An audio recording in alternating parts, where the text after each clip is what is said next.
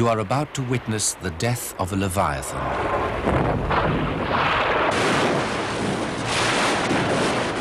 This century, 2 million whales have been killed by man for his own commercial gain.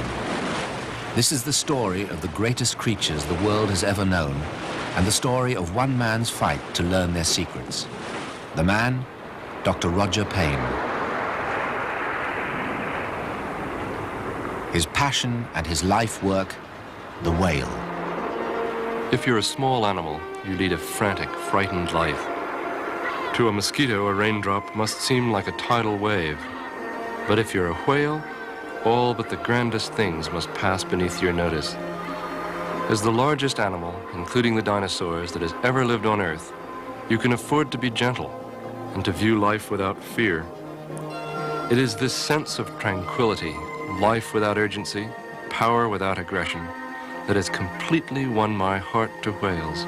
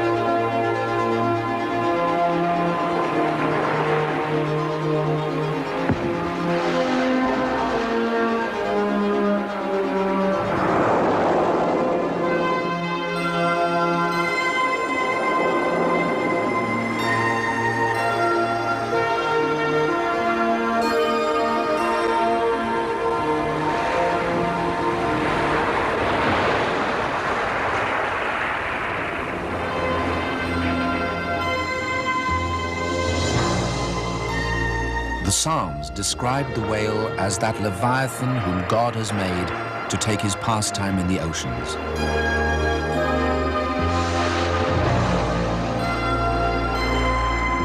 Today, mankind is putting an end not only to the pastimes, but to the very presence in our oceans of the great leviathan himself.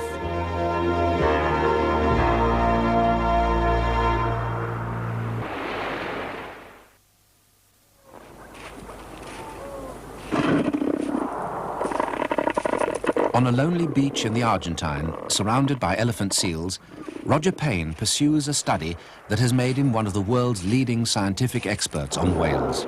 A passionate defender of these rare giants, he helped persuade the US government to put a total ban on the import of whale products.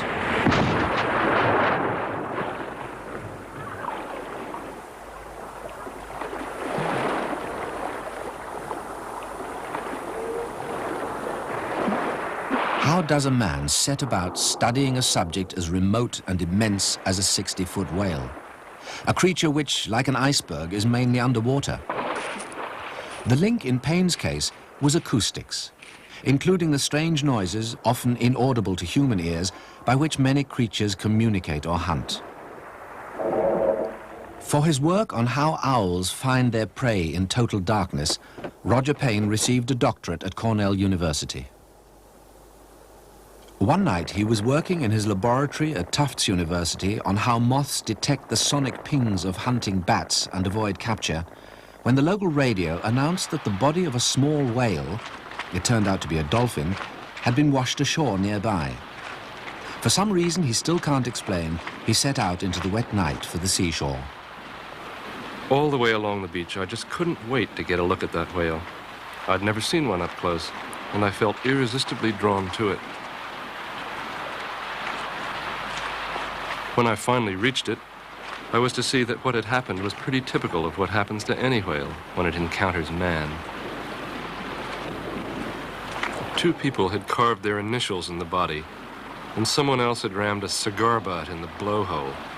Standing there, looking at its lovely, subtle curves, glistening in the cold rain, I decided to try to learn enough about whales to have some influence on their fate. Roger Payne began his whale study in Bermuda with research on whale sounds. Small sailing boats became his seagoing recording studios. He chose Bermuda because a small band of humpback whales gathers offshore there every April. Payne had heard some recordings of humpback sounds made by an old friend, Frank Watlington. Now he meant to learn the nature and meaning of those sounds. Perhaps the main force that drove him was the thought of that mutilated carcass on the beach. Never far from his mind was the history of persecution the whale has suffered at the hands of man.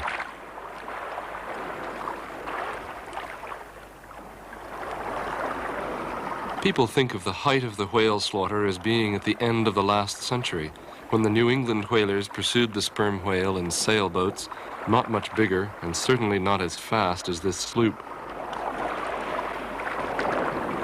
The greatest 10-year kill that has ever been made was between 1960 and 1970. At least in the old days, whales had some chance of getting back at their tormentors.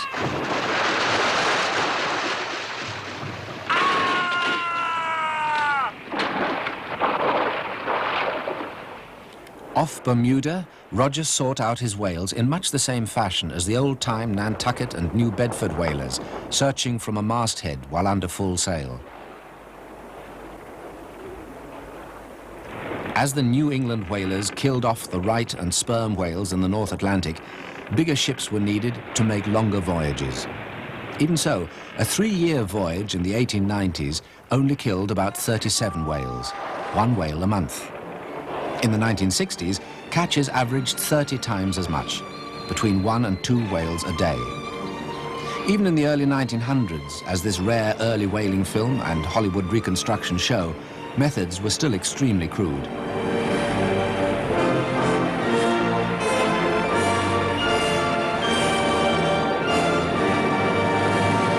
Modern whalers had to be faster and bigger, simply because whales became harder and harder to find. The harpoon had a charge that went off like a bomb inside the whale. As a result of public outrage and the Save the Whale campaign started in the 1970s, whaling is now 1% of what it was then when these pictures were taken. His Bermuda whale hunt ended in a quite different and peaceful way. He was able to sail right among the humpbacks and record their sounds with an underwater microphone. For hours at a time, my wife Katie and I sailed in the company of whales or their songs. I think there is nothing that has happened to me that can compare with those days.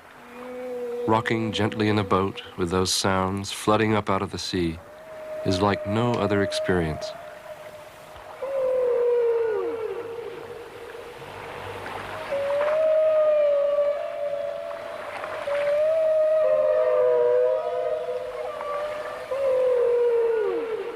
In 1970, those songs reached a wider public on a best-selling record that became a cult, especially with young people.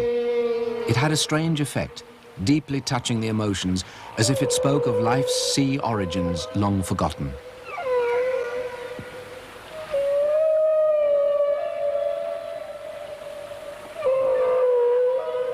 The Paynes analyzed the sounds by means of a machine called a spectrograph. It was Katie who, after several seasons' research, discovered that the songs were different each year. The whales were adding or changing phrases each season, as if to say, this is our song for this year.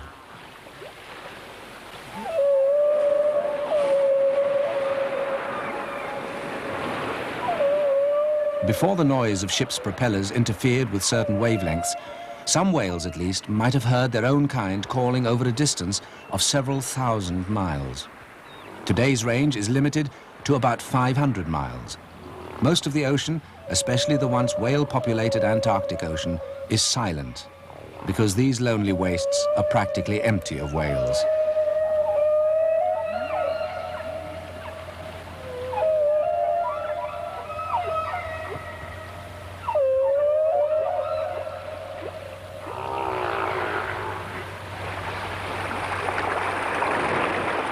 There are so few whales left in the world. Where could Roger Payne find a place where he could study numbers of whales close to shore? The answer was here, Peninsula Valdes in Patagonia. The dark patches in this space photograph show the two bays that attract the whales to Peninsula Valdes, large, safe, and virtually landlocked. A sea paradise where life happens with serenity and elemental power.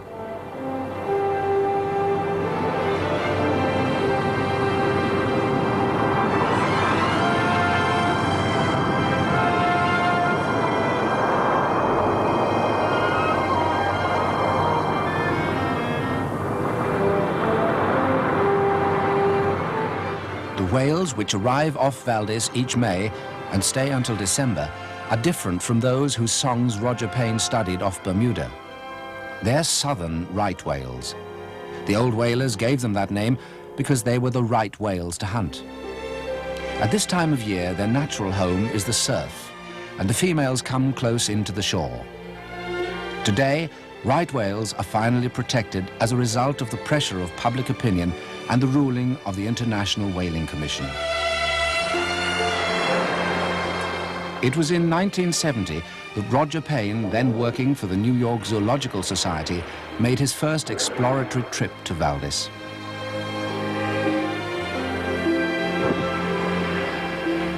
That first afternoon, strolling along the beach among the elephant seals, with the whales 30 yards out, I could hardly believe I was alive.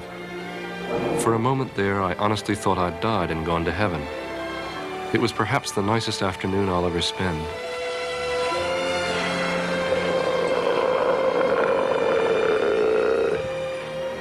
That first trip, Katie and I spent only a month at Valdes. It was enough to tell me that here was the place to get to know and understand something of the mysterious ways of the right whale. It was cold and windy, and we lived in a small tent with elephant seals for company. They make good company.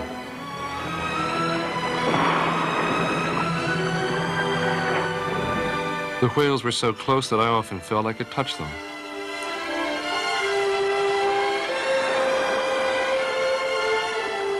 At the end of the month, I came away with a distinct feeling that I'd been living in paradise. The following August, Roger returned to Valdes to start his study in earnest, this time with additional help from the National Geographic Society. Katie Payne readily agreed to taking the 4 children out of school for 3 months. They could always catch up on lessons later. The Paynes decided that the adventurous life they were about to share would be a greater educational experience. Sam is the youngest. He was then 7.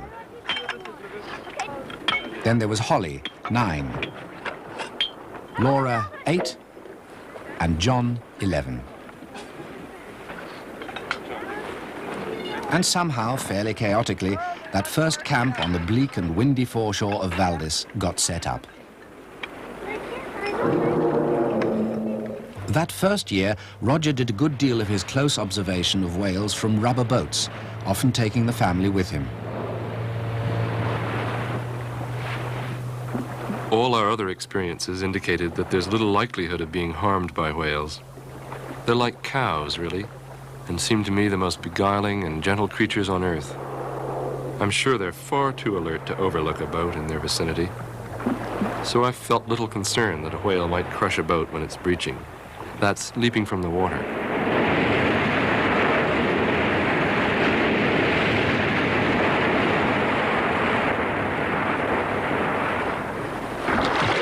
With the children aboard, I tried to stay wide of whales that were playing boisterously.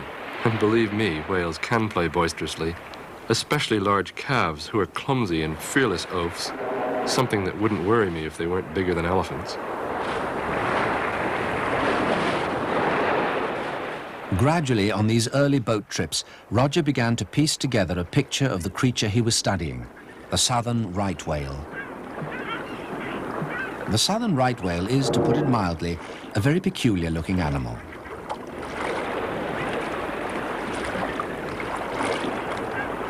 Its staggering size, for one thing.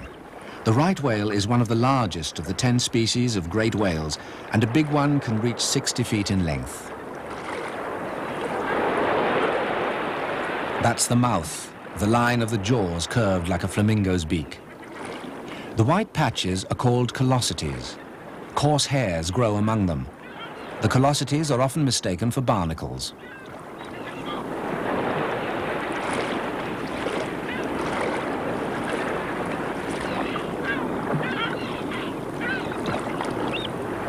When you see a whale really close, and you wouldn't want to get much closer than this, it's the breadth of the back that's impressive.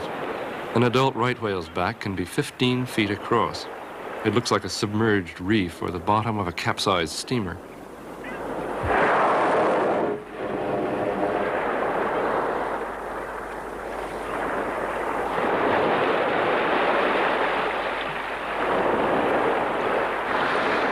On a big whale, the tail flukes are well over 20 feet across.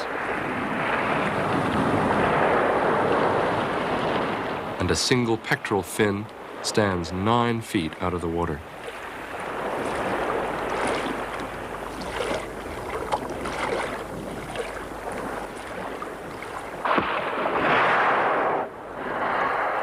People sometimes forget that whales are air-breathing mammals. Well, here are the gigantic nostrils, the blowholes to prove it. The weight of an adult is often around 65 tons, and 65 tons, suddenly dumped in the ocean, makes quite a splash. Head on, the animal looks a bit like a nuclear submarine, minus its conning tower.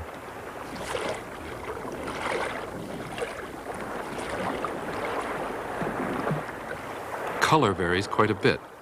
Remember Moby Dick and Captain Ahab's search for the white whale? Well, here's a whale we've known for 4 years, a right whale that is nearly a white whale. He was snow white at birth.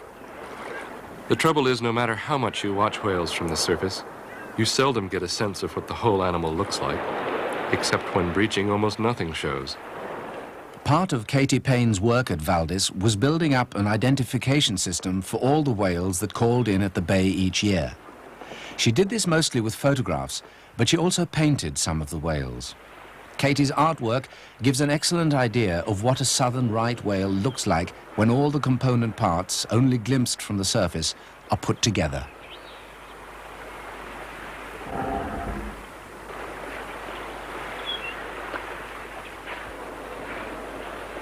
This is a whale looking straight ahead. To do this, he must raise his head because the eyes are sighted low down under that bulge. This sketch shows just how much whale remains hidden when the animal is lying near the surface. There's that downward-looking eye again, with the curve of the lower jaw shown clearly by its grey colouring. And from a gull's eye view, callosities, jaws and blowhole with bubbles streaking back as a calf turns to keep station with its mother.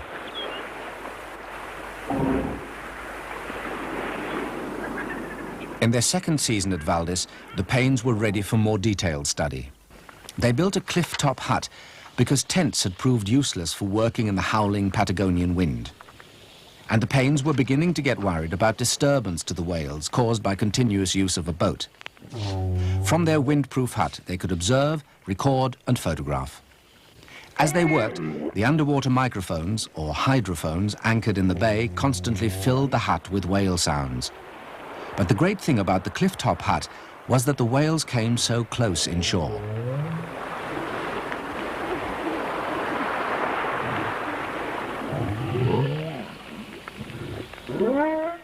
Using telephoto lenses, identification dossiers were built up on over 1,000 individuals.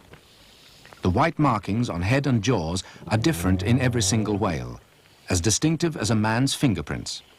They change slightly as the whale grows older, but retain the same basic, highly individual patterns. By checking the face patterns of whales as they arrive in the bay against the photographs, the Paynes soon established that many of the same whales return to Valdes year after year, mothers often bringing very young calves with them and sometimes giving birth in the shallow waters of the bay. From the high incidence of calves, Roger Payne began to think that the main attraction of the Valdes Peninsula was the shelter it gave to the youngsters.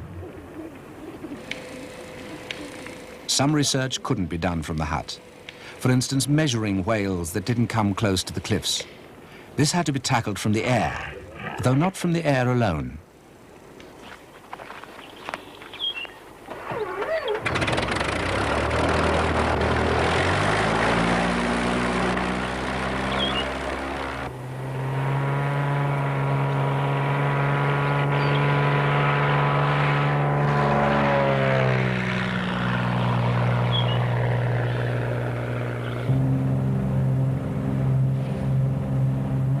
Roger invented his own special technique.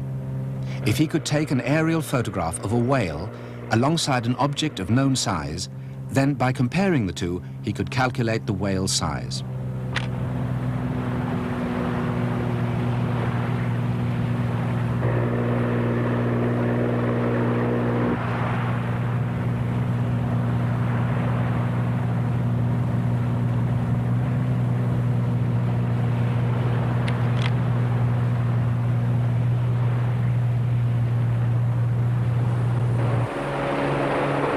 The known object was a circular white disc, 1 meter in diameter, mounted on the bow of a rubber boat. All the boat had to do, directed by radio from the plane, was to get in the picture with the selected whale. Often these smaller members of the whale family, called Fitzroy's dolphins, accompanied the boat apparently just for the fun of it.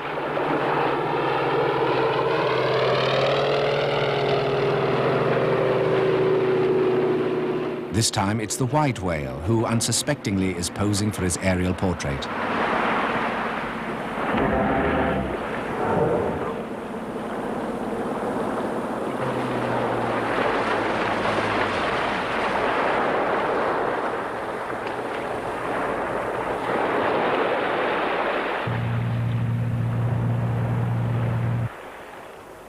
When the pictures are developed, it's a simple matter to measure how many times the 1 meter disc goes into the whale's length.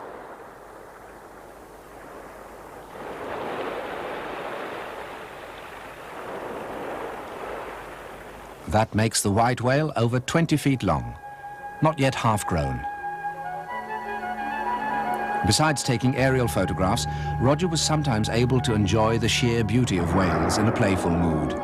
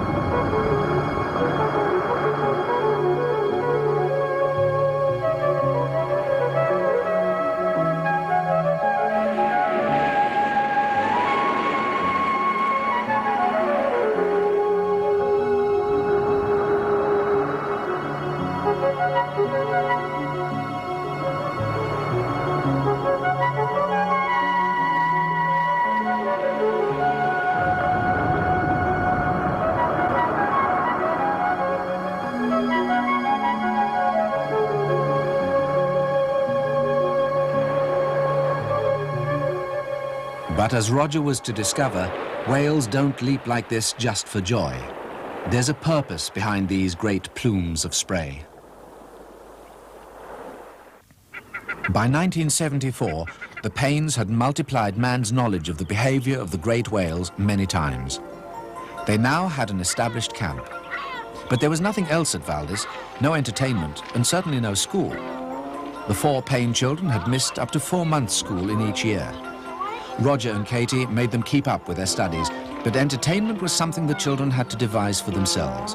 All the evidence suggests that they were very good at it.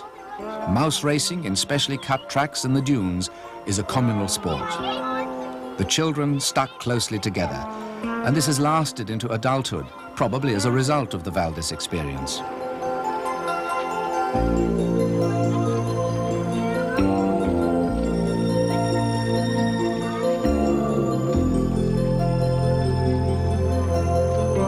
Sam was greatly attached to a tame gull called Lancelot.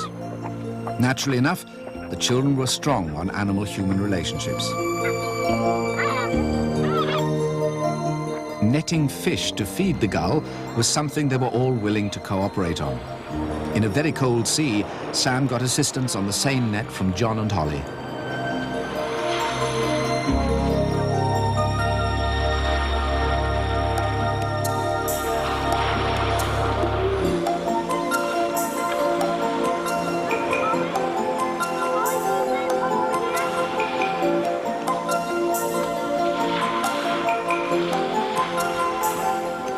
Not all their friendships were with wild animals.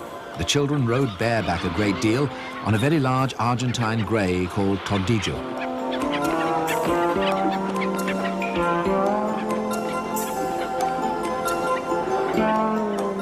The children had to be almost as at home in the sea as the whale calves themselves. The right whales didn't represent a danger to the children, but the parents had to keep an eye out for their relatives, the killer whales, and for sharks.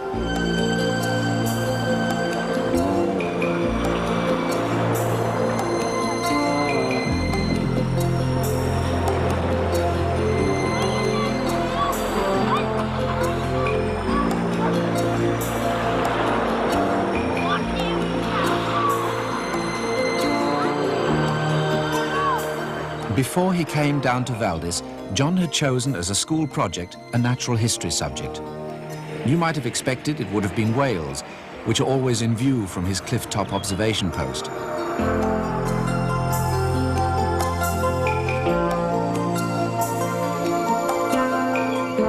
But while John and the other children were always ready to help their parents in their whale studies, his own chosen subject was hawks and their soaring and hunting behavior along the cliff tops of Valdes, where he spent days alone watching them.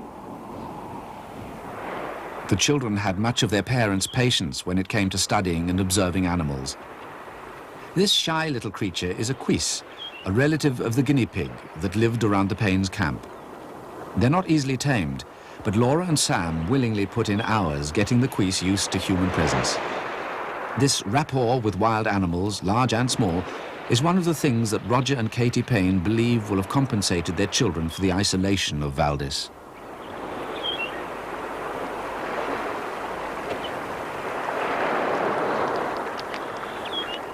Possibly the best thing the parents and children got from the whale study was a tremendous sense of family unity. Unity not only within the group, but with their environment as a whole. It was hard not to feel this harmony with whales continually blowing and calling in the background, even during breakfast.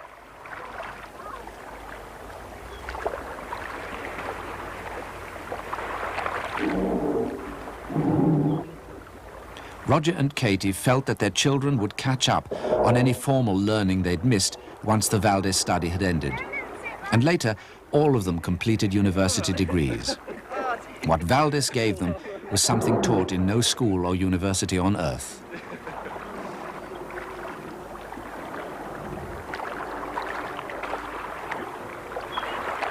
Monsters are part of Halloween celebrations. So what other monster could the Payne family have possibly chosen? In case you don't recognize it, it is a Basilosaurus, an extinct ancestor of the right whale, complete with blowhole and tail flukes.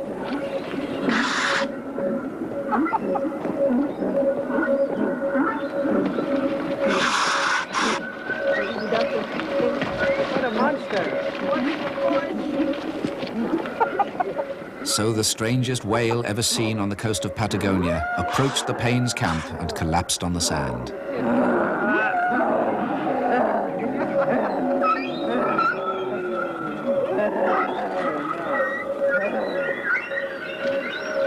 It died. One day, a strange new apparition appeared on the beach at Valdes. A truck bumped down the rutted track between the dunes at the end of a rough 600-mile ride from Buenos Aires. The load it carried had been christened the Monster by cameraman Des Bartlett, who helped design it. The Monster was the joint brainchild of Roger Payne and Des Bartlett. If it looks like the conning tower of a submarine, that's because this is more or less what it is. In fact, it's a large tank equipped with a hatch and watertight windows designed for underwater whale observation. From the very moment of its arrival, the whales turned up to observe it.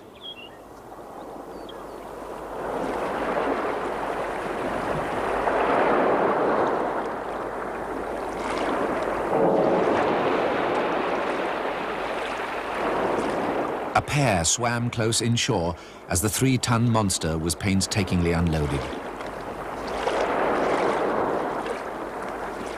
Launching a submarine is easy compared with launching a submersible, or anyway, this submersible.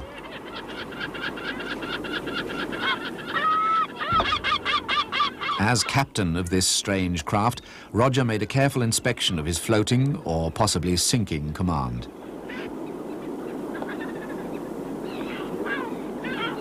The expressions on the faces of his launching crew, including the truck driver and Katie, unmistakably say, "God bless all who sail in her, and thank God it won't be me."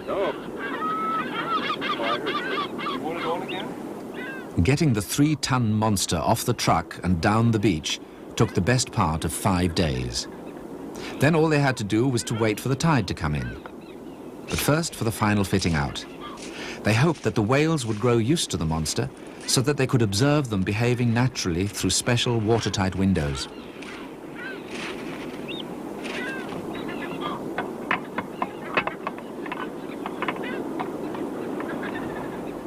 The windows were made of curved plastic to avoid distortion.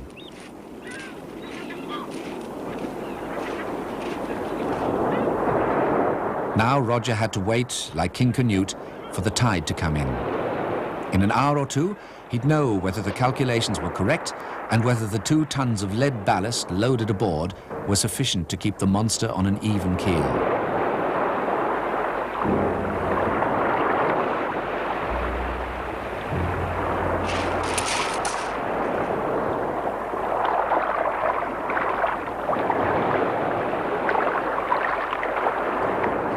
At last, tidal liftoff was achieved. Katie and graduate student Bernd Versig towed the weird-looking craft out into the bay.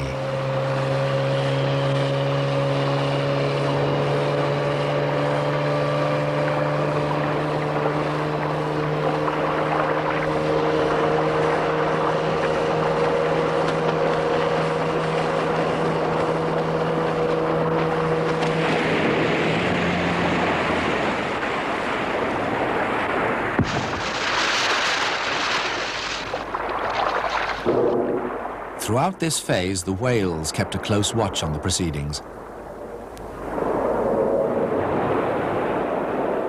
Roger descended for his first waterline view of one monster from another. From the half-submerged window, only the rubber boat showed up. But the top window gave him a magnificent view of a curious whale. I wasn't surprised that the whales showed such interest in the monster. They had systematically destroyed or set adrift everything we ever moored in the bay. Hydrophones, boats, buoys, tide gauges, the lot. Now, from the lower window, I could see this one was really interested in his new toy.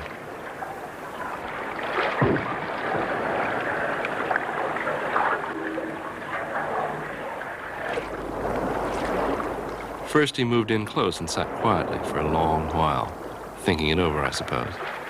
The rubber boat was still standing by.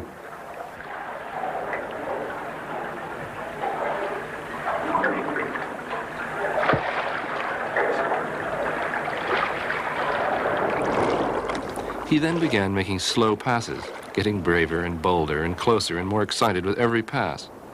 I called Katie on the walkie-talkie to tell her to launch a rescue party for the monster and that I was about to bail out. I was confident this whale didn't mean to be aggressive, but the hatch, which was still open, took 10 minutes to close and it hadn't been tested and found watertight. I untied the rubber boat and shoved off, only just in time as it happened. One whale caught its fin around the anchor rope and took the 3-ton monster, plus its anchor, a 55-gallon drum filled with concrete, for a ride.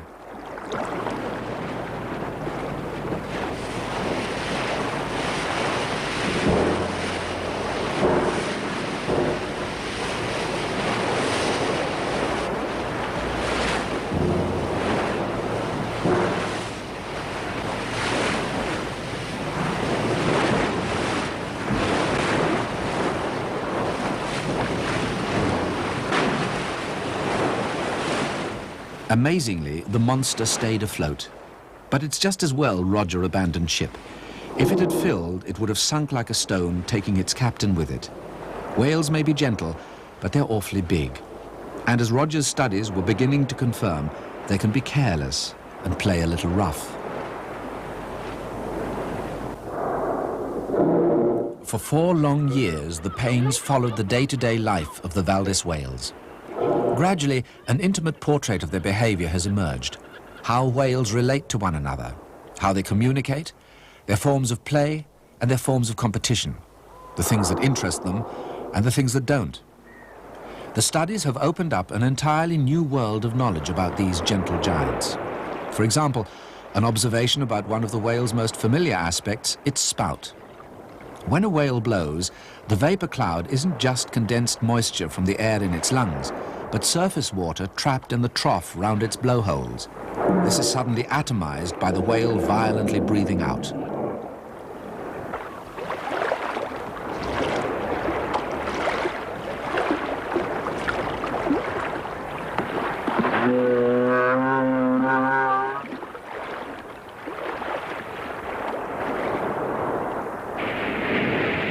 Another thing Roger learnt was that whales have a highly developed sense of play, which takes many forms. Breaching, that is arching out of the water and crashing back, is one of their most frequent activities. It's also a means of communication, especially in rough weather when breaching is a noisy activity. So when the wind comes up and the roar of waves drowns out their calls, they resort to breaching, apparently to maintain contact with each other.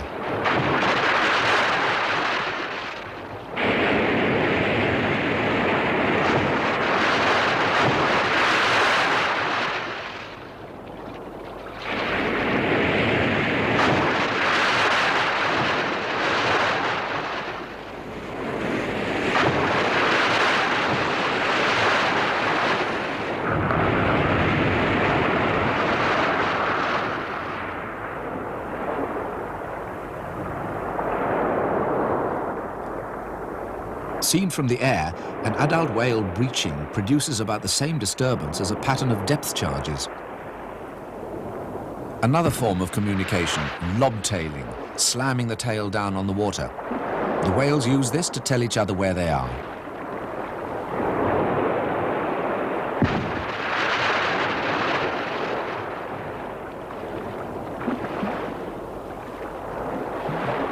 Often a whale will crack its tail down 30 or more times. Some of these blows produce a deafening crash that can be heard 5 miles away.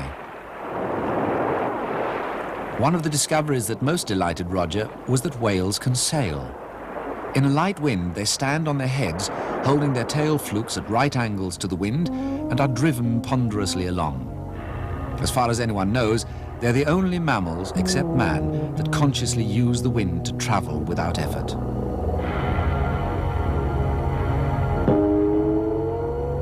This whale isn't sailing. It's a female successfully avoiding an ardent male who's swimming around frustrated beneath her. As long as she keeps this attitude, he can't do anything about it. The strategy only fails when her tail sinks beneath the surface.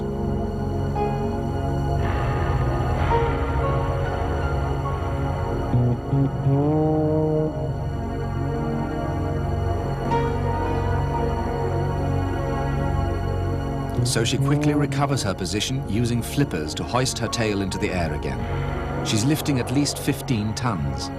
Females often keep this up for hours at a time.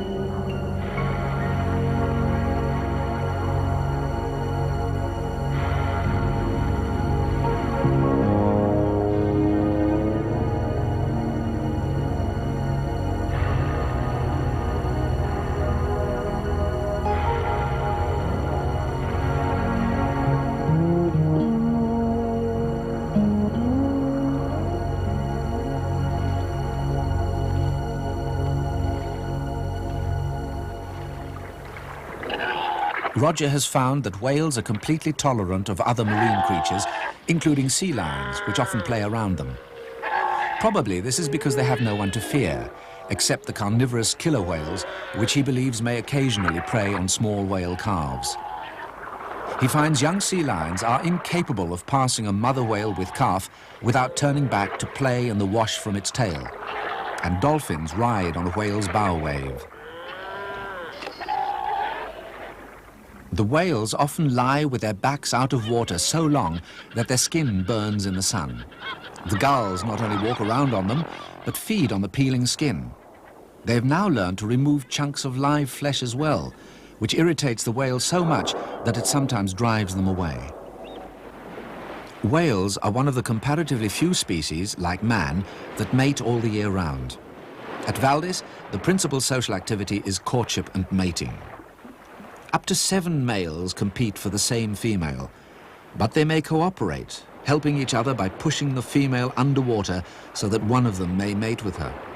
But they also fight, rubbing their hard, rough callosities on their opponents' backs. The callosities act rather like the antlers of a stag. A whale's skin is extremely thin, so that even a light rub may in fact cause enough pain to dissuade rivals.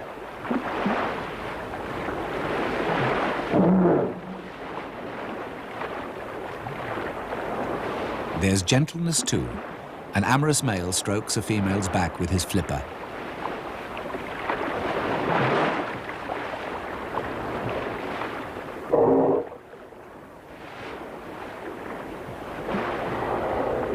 These courtship sessions go on for hours, even days. They're often accompanied by a weird series of sounds.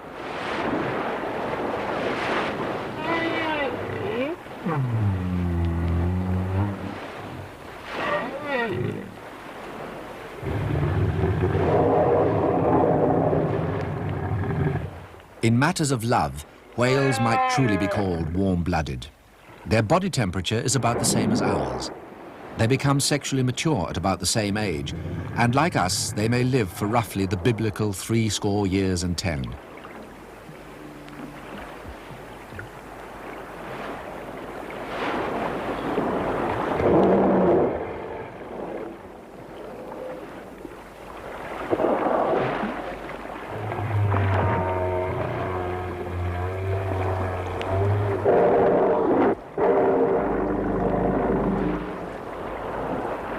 A calf cruises alongside its mother as if she were a tanker from which it is refueling. At Valdes, one of the most endearing things the Paynes observed was the bond between mothers and calves. This calf is probably just under a year old. Like most youngsters, he wants his mother to nurse him. He rears out of the water and thumps his 10-ton weight down on his mother's back.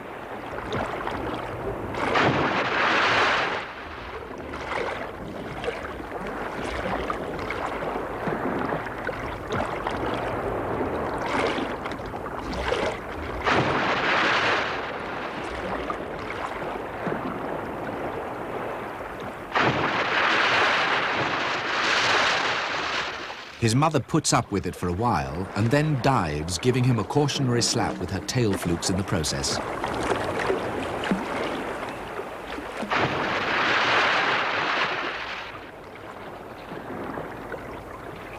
He takes the hint and next time breaches on his own.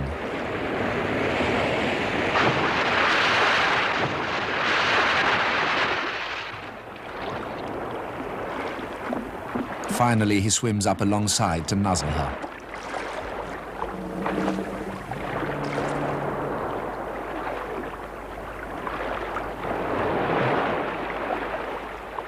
For the first time, thanks to Des Bartlett's camera, Roger Payne has been able to get intimate close-up underwater studies of his beloved right whales.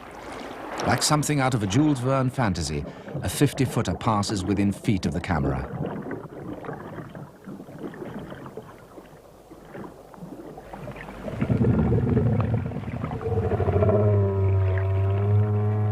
The sea off Valdes is like soup, making underwater photography exceedingly difficult. It's clouded with the minute plankton on which these huge creatures live. They strain the tiny animal and vegetable organisms from the water by means of baleen or whalebone filters in their mouths. Bartlett's camera hovers feet above the blowhole of a female whale well known to the Paynes. A jaw partly opens, but not to swallow the cameraman like Jonah. The camera boat has awakened it, and the whale is simply yawning. Its intentions appear entirely peaceful.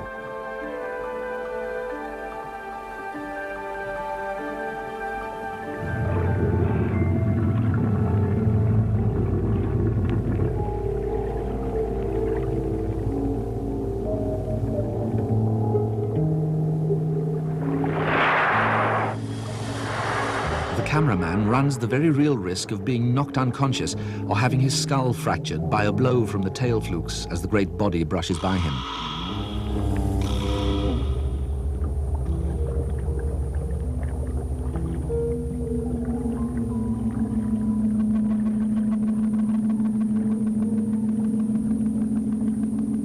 Almost totally hidden beneath a beetling eyebrow of white, a close-up of that small eye.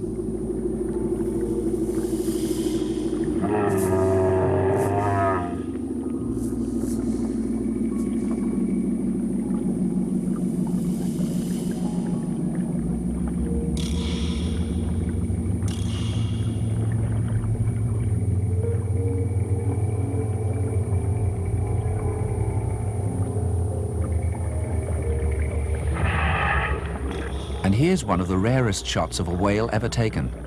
You're looking right down its throat as it feeds with its mouth wide open. A mouth so huge a man could stand upright inside it.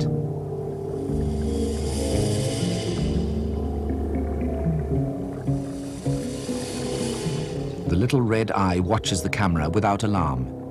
In his wetsuit, the cameraman probably looks very much like a seal. The whale passes mysteriously into the murk. The tail, which can drive it at all of 12 miles per hour underwater, gently propelling it along.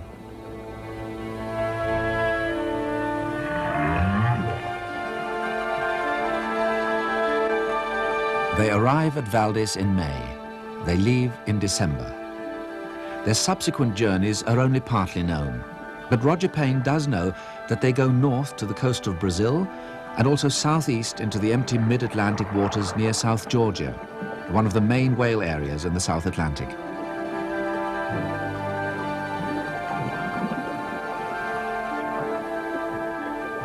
As the whales leave Valdes, they face a voyage of thousands of miles. Roger is left behind to wonder at their fate.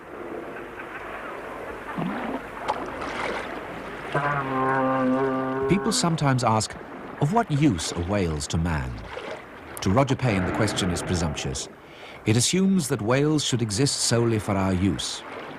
A more suitable question might be, what use is man to whales? Payne feels we must learn something from the last dying agonies of the whaling industry.